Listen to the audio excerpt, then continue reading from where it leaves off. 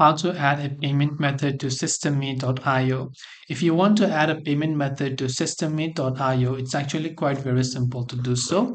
Basically, all you have to do is open your browser and go to Systeme.io and log into your account. From there, click on the profile icon from the top right, which is the drop down menu, and go to the option called Settings. Once you go to settings, you will set this information where on the left hand side you want to go to the option that says payment gateways right there.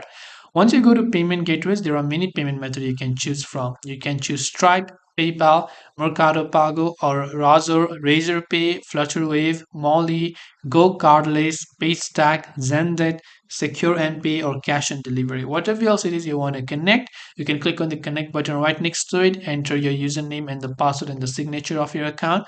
Once done, click on the save option to configure the integration of it.